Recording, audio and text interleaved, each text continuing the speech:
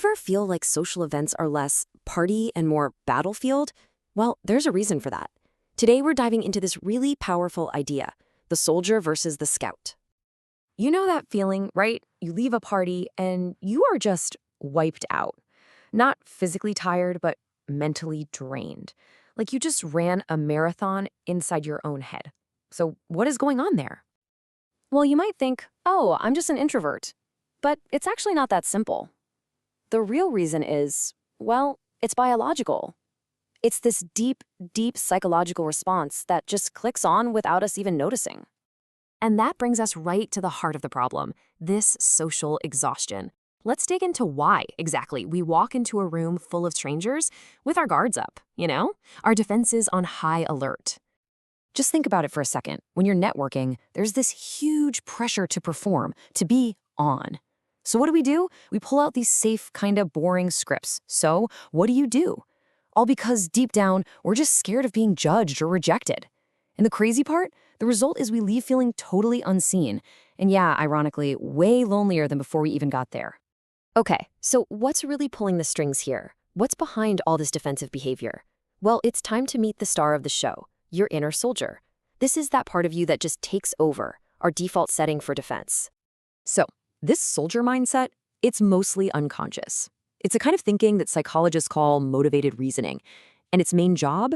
It's not to learn or to connect with people. Nope. Its one and only mission is to defend, to protect its turf.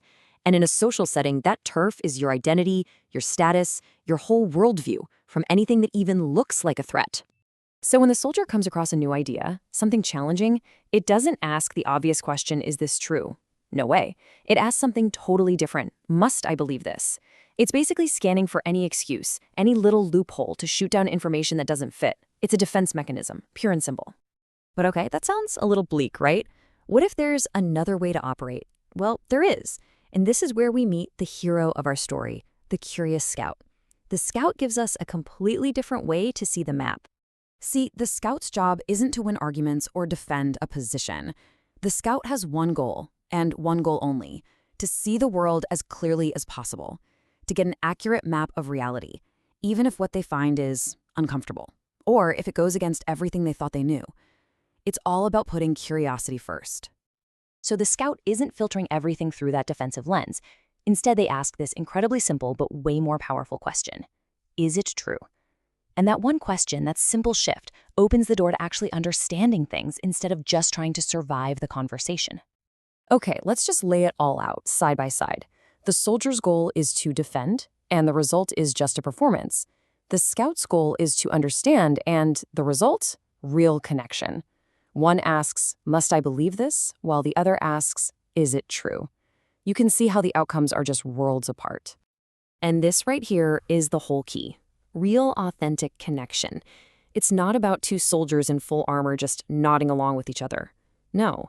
It happens when two scouts meet, when both people are actually willing to drop their defenses, maybe admit they don't have all the answers, and get genuinely curious about how the other person sees the world. Okay, so this all sounds good, right? But how do you actually do it? How do you become more of a scout? Let's get practical.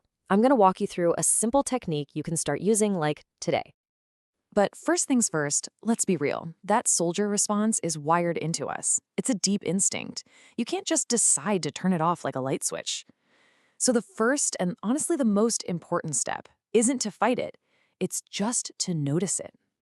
It's a technique called labeling, and it's super simple. Just 4 steps. Step 1, just notice that feeling, that little spike of defensiveness, that urge to argue your point.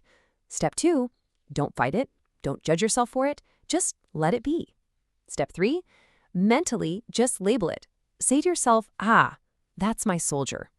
And that simple act, it creates this little bit of space, which lets you do step 4. Choose a different path. Choose curiosity. And the power of this is huge. Seriously, just by naming it, oh, hello, soldier, you create this tiny little gap between the feeling and your reaction. And that tiny gap, that's everything. That's where you get your choice back. That's the moment the scout can take over. So what's the big payoff here? What do you get for practicing the scout mindset? Well, it's a huge shift.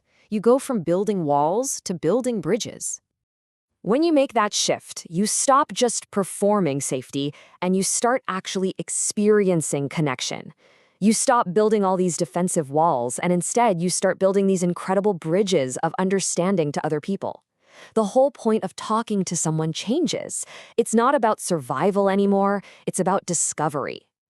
So I'll leave you with this question.